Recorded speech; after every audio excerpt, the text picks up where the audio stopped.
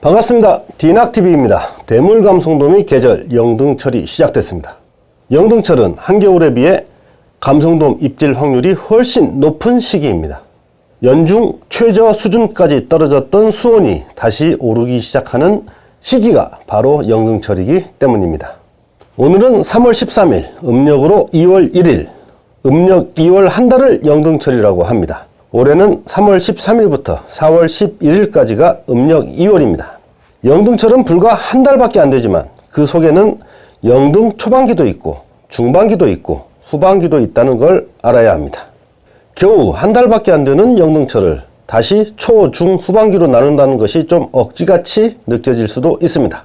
하지만 영등철은 시즌이 전개되는 각 시기별로 감성돔 낚시의 특징이 뚜렷하게 달라지기 때문에 단기간에 급속하게 변하는 여건을 이해해야 제대로 대응할 수 있습니다. 예전부터 어부들은 음력 2월을 영등철이라고 불렀습니다. 연중 최고의 대물감성돔 시즌 영등철, 슬기로운 영등감성돔 낚시를 위한 해법을 제시합니다. 영등철의 시즌 전개에 관심을 기울여 주시기 바랍니다. 영등감성돔 낚시라고 하면 많은 사람들이 원도권 낚시만 생각하는 경향이 있습니다. 하지만 이런 생각은 오해입니다. 한겨울 최저 수온기를 통과해 영등철로 접어들면 원도권뿐 아니라 중장거리 섬은 물론 외해를 접한 근거리 섬에서도 감성돔 입질이 살아나기 시작합니다. 남해동부권에서는 거제도는 물론 부산꾼들의 동네 낚시터인 가덕도에서도 영등철 특유의 대물 시즌이 전개됩니다. 멀리 욕지도나 두미도권을 비롯해 가까운 용초도, 비진도, 오곡도 같은 근거리 섬낚시터 역시 영등철에는 감성돔 입질이 살아납니다.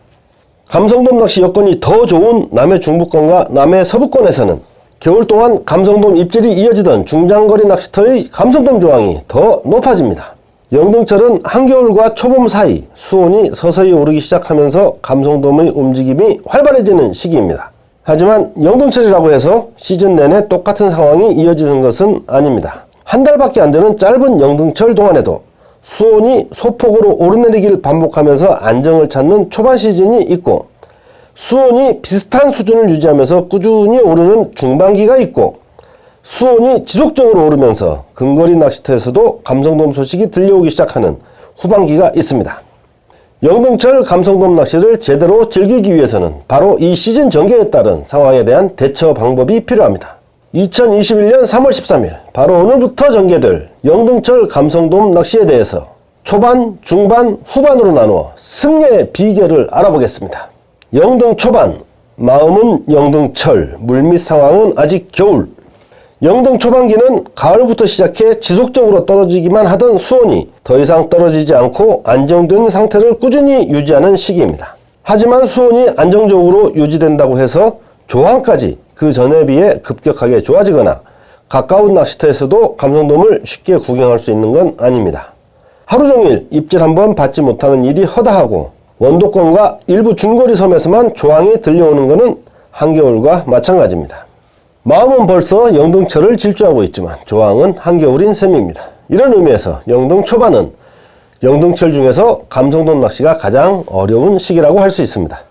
성급하게 시즌을 앞서 나가기보다는 한겨울 감성돔 낚시 패턴으로 공략하다가 상황에 따라 조금씩 변화를 주는 것이 입질받을 확률을 높일 수 있는 방법이라고 하겠습니다.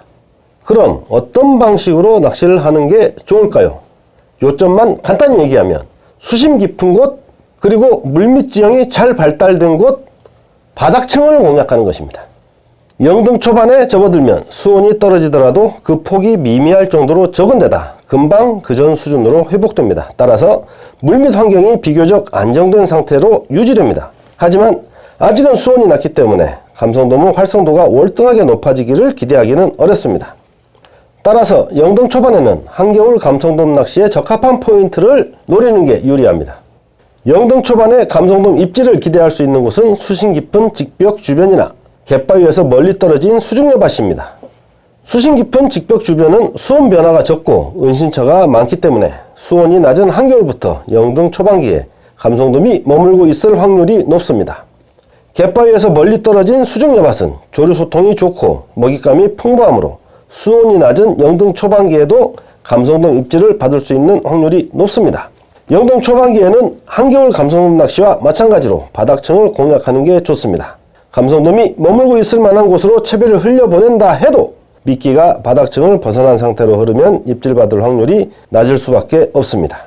영동 초반에는 미끼가 바닥층을 벗어나지 않도록 실제 수심보다 찌미 수심을 깊게 주고 바늘 가까운 곳에 좁쌀 봉투를 물리는 등 한겨울 패턴을 고수하는 게 감성돔 입질을 자주 받을 수 있는 유력한 방법입니다. 한편 영동 초반에는 찌가 깜빡거려서 입질인 것 같아 견제를 하면 찌가 도로 떠오르는 현상이 자주 벌어집니다. 입질이 예민한 감성돔이 견제를 할 때 생기는 이물감 때문에 미끼를 뱉어버리기 때문에 생기는 현상입니다. 따라서 영동 초반에 입질을 확인하기 위한 견제는 되도록 하지 말고 찌가 더 들어가기를 인내심을 갖고 기다리는 게 좋습니다. 영동 중반, 수온 상승, 조항도 상승, 꽃놀이돔 시즌. 영동 중반기부터는 수온이 초반기보다 더 안정적으로 그리고 지속적으로 올라가기 시작합니다. 당연히 감성돔 조항도 눈에 띄게 살아납니다. 영동 중반기가 되면 감성돔이 떠서 무는 경우가 많아집니다. 수온이 낮을 때는 수중료 주변 바닥에 머물면서 휴식을 취하고 먹이 활동도 거의 하지 않지만 수온이 올라가면 수중료 위쪽까지 오르내리며 활발하게 먹이 활동을 합니다. 이 시기에 오전보다 오후에 더 좋은 조항을 보이는 경우가 많은데 따뜻해진 기온의 영향으로 오전보다 오후에 수온이 올라가는 경향이 많기 때문에 이런 현상이 일어납니다. 이런 상황에서는 미끼를 바닥에서 1, 2m 정도 띄워서 공략해야 입질 받기가 더 쉬워집니다. 한 달밖에 안 되는 영동철을 초, 중, 후반으로 나누면 각각 한 열 정도밖에 안 되는데 그 사이에 이런 변화가 생기는 게 말장난 아니냐는 지적을 하시는 분이 계실 것 같습니다. 그래서 제가 한 가지 예를 들어 보겠습니다.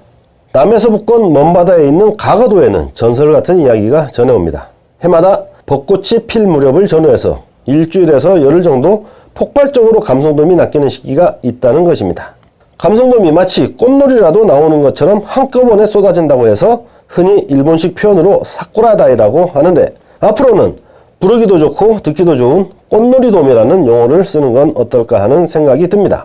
아무튼 이 꽃놀이돔 시즌이 바로 영동 중반기부터 후반기 사이입니다. 그리고 꽃놀이돔은 가거도에서만 낚이는 게 아니라 영동 감성돔 낚시가 이루어지는 모든 곳에서 경험할 수 있습니다. 영동 중반기에 접어들면 원도권은 물론 가까운 낚시터에서도 감성돔 조항이 꼬리를 물고 들려오기 시작합니다. 그런데 이 시기에는 조항 분포가 고르지 않고 일부 포인트에서만 감성돔이 낚이는 현상이 두드러지게 나타납니다. 감성돔이 먹이 활동을 하기 좋은 장소로 몰리는 현상이 나타나기 때문에 이런 현상이 생기는 것입니다.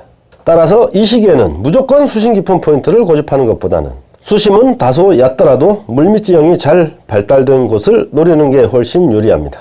감성돔 활성도가 높아지고 바닥층에서 떠서 무는 경우가 많으므로 겨울 감성돔 낚시 패턴에서 완전히 벗어나야 합니다. 뒷줄을 잡았다 놨다 반복하면서 물꼬를 따라 채비를 흘리거나 수중료 아래 위를 부지런히 탐색하는 방식으로 공략하는 게 효과적입니다. 또한 이 시기부터는 감성돔이 밑밥에 반응하는 정도가 높아집니다. 밑밥이 일정한 띠를 이룬 상태로 흘러가도록 하면 주변에 있는 감성돔들을 공략 구간으로 어렵지 않게 불러들일 수 있습니다.